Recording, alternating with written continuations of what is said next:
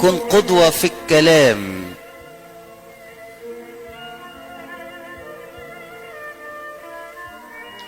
على فكرة يا أحبائي، اللي ما بيتكلمش كتير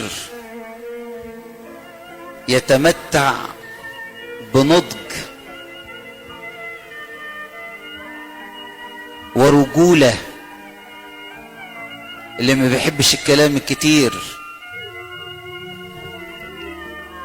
اتهم مرة من المرات أفلاطون فيلسوف اليونان العظيم، اتهم اتهام أخلاقي معيب، وهذا الاتهام كان باطلا. فقالوا له رد، اتكلم ودافع عن نفسك. تعرف قال لهم ايه؟ قال لهم مش هتكلم. طيب ما التهمة هتمسك عليك وهتلبسك. فقال لهم ينبغي علي أن أحيا بكيفية تظهر وتعلن بطلان هذا الاتهام. أنا هرد عملي، مش هرد بالكلام، أصل الكلام مش هينفع. لكن هم مش اتهموني اتهام أخلاقي، أنا الحقيقة هرد رد عملي في سلوكي وفي تصرفاتي، هبقى قدوة ومش هتكلم. وفعلا ظهر انه قوي. يا احبائي، احيانا الكلام حتى لو كان صاحبه معاه حق، لكن الكلام احيانا لا يكون في مكانه. فبيقول له كن قدوة للمؤمنين في الكلام. بيقولوا لنا في 3 تذهب ولا تعود، 3 تذهب ولا تعود، والرابعة تنطلق ولا ترجع. بيسموها رباعية الفناء بالنسبة للإنسان. لو فقدها الإنسان لا يستطيع إرجاعها مرة أخرى. إيه ال4 دول؟ خلوا بالكم معايا. سهم قد نفذ، السهم لما ينفذ خلاص. فرصة قد ضاعت، الفرصة لما تضيع ما بترجعش تاني. ساعة وقد عبرت، الساعة لما بتعدي ما بترجعش. الأيام بتروح ما بترجعش ورا. الرابعة مهمة، كلمة قد قيلت، الكلمة لو اتقالت ما تقدرش ترجعها تاني. الكلمة لا يمكن تصحيحها إذا قيلت. لو كانت هذه الكلمة لها نتائج مدمرة، من الصعب جدا ان انت ترجعها مرة اخرى. كلمة قد قيلت. عشان كده خلي بالك من كلامك. يا ريت نتعلم من الست العذراء، ما كانتش تحب الكلام الكتير. كل الاحداث اللي شافتها دي لم تدون عنها شيء، بل حفظتها في قلبها، مرش تتكلم. احكي لنا يا عذراء ايه اللي حصل في طفولة السيد المسيح له كل المجد. ما حكيتش حاجة. احكي لنا على الفترة اللي قبل الصليب، ولا الفترة كنت بتتعاملي معاه ازاي في البيت، ولا ازاي كنت بتديله اوامر وهو ينفذ. ما قالتش حاجة. الست العذراء كل هذا الكلام غلفته في غلاف الصمت داخل قلبها. ده يعلمنا احنا مش ولاد الست العذراء ولا ايه؟ كم مرة مر عليكم صوم العذراء؟ ربنا يديكم طولة العمر. يمكن مئات.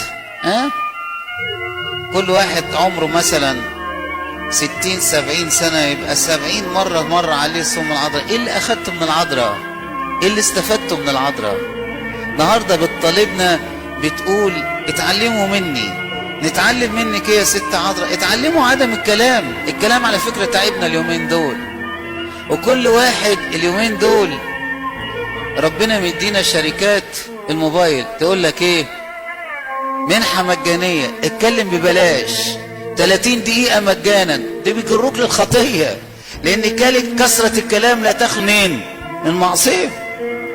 يقول لك النهاردة في جايزة، اللي يتكلم كتير هيكسب كتير، اللي يتكلم كتير هيغلط كتير. خلي بالك. العذراء تقول لك اصمت واحفظ كل الكلام في قلبك. ايه رأيك؟ ايه رأيك؟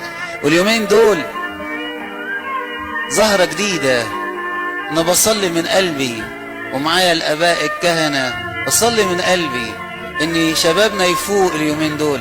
بلاش نشتم بعض على الفيسبوك، بلاش نجرح في بعض ونتكلم كلام كتير. على فكرة ربنا مش بينسى الكلام ده ربنا في ملاخي بيقول كده، سمع وشاف وكتب سفر التذكرة. ياه، وانت بتكتب الحاجات دي يا رب؟ بكتبها. وانت تقعد تفتكرها؟ اصل انا كنت حاضر، انا قاعد وسطيكم وسامع. فياريت تخلي بالك من كلامك، خلي بالك من كلامك. هقول لك كده بسرعة، الكلام بيجي من اللسان. الكتاب المقدس ادانا 6 تشبيهات للسان، 3 ايجابيين و3 سلبيين. يا ريت كل واحد كده مع نفسه يقول هو لساني من اي نوع، اولا من الايجابي ولا السلبي، واي نوع من الايجابي واي نوع من السلبي. تعال نشوفهم.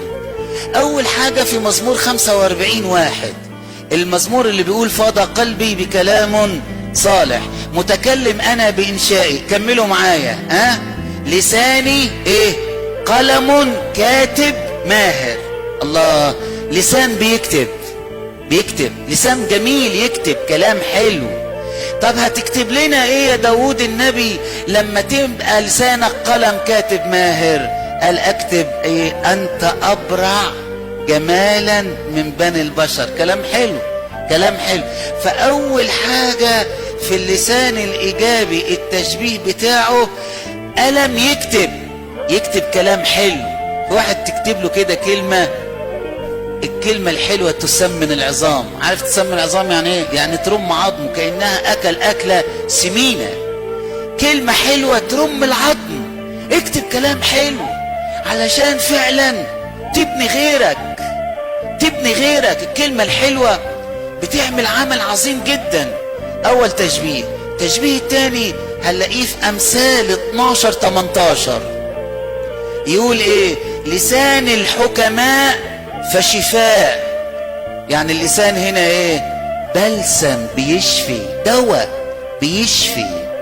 ياه، لما واحد يبقى لسانه يقول له كلماتك دي ضمدت جروحي، كلماتك الحلوة دي شفتني من امراضي. ايه ده انا كأني اخدت دواء مفعوله اكيد بلسم يشفي. ده التشبيه الثاني. التشبيه الايجابي الثالث في امثال 15:4 يقول هدوء اللسان شجرة حياة واعوجاجه سحق في الروح. خلينا في الجزء الاولاني. هدوء اللسان شجرة ايه؟ شجرة حياة. الشجرة تدي ثمرة تحيي. فايه رأيك؟ لسانك يا اما قلم بيكتب كلام جميل، يا اما ايه؟ ما تنعسوش مني، قولوا معايا، يا اما ايه؟ بلسم يشفي، يا اما التالتة ايه؟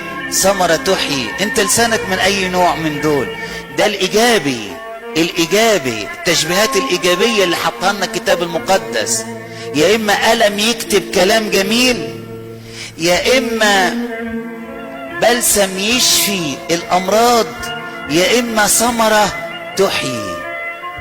انا نفسي اقف لغاية هنا عشان التشبيهات السلبية صعبة، مش عايز اقولها، لكن لابد ان انا اقولها. التشبيه السلبي 3 تشبيهات. في مزمور 57:4 يقول ايه؟ لسانهم سيف ماضي. يا ساتر، السيف بيعمل ايه يا جماعة؟ السيف بيعمل ايه؟ بيقتل. فيبقى في واحد لسانه بيعمل ايه؟ بعد عنكم بيقتل، يقول كلمة تقتل صاحبه، تقتل اللي قدامه، لسانه بيقتل. ده اول تشبيه سلبي. التشبيه الثاني هنلاقيه في ايوب 5:19-21، يقول في 6 شدائد ينجيك، وفي 7 لا يمسكك سوء، في الجوع يفديك من الموت، وفي الحرب من حدة السيف. شوف الكلمة اللي جاية، من صوت اللسان تختبئ. الصوت اللي هو الكرباج، اللسان هنا ايه؟ كرباج. والكرباج بعد عنكم يعمل ايه؟ يلسوع. كرباج يلسوع. يبقى اول حاجة ايه؟ لسان يقتل، يا ساتر يا رب. وتاني حاجة كرباج يلسوع. طب اسمعوا التالتة، في يعقوب 3:6، رسالة يعقوب 3:6 يقول فاللسان نار، نار عالم الاسم.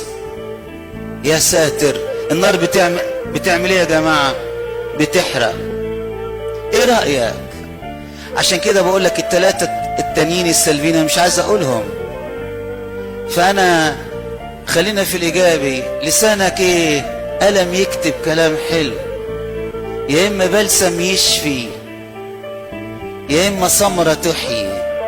لكن احنا يا رب بعدنا عن الثلاثة السلبيين، اللسان اللي يقتل، والكرباج اللي يلسوع، والنار اللي تحرق. احنا مش عايزين دول. انت من اي نوع من الثلاثة الاولانيين؟ مش عايز اقول من الثلاثة التانيين، انت من اي نوع من الثلاثة الاولانيين؟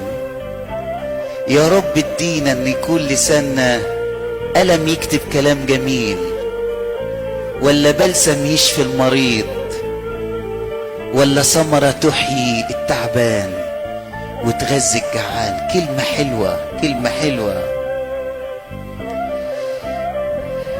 عشان كده مش شايف معايا ان الموت والحياة في يد اللسان زي ما قال؟ مش شايف الانجيل الكتاب المقدس بيقول كده، الموت والحياة في يد اللسان واحباؤه يأكلون ثمرا؟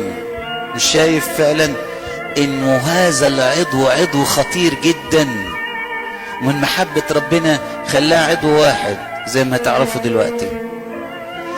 في سفر الامثال 15:1 سليمان الحكيم يقول الجواب اللين يعمل ايه؟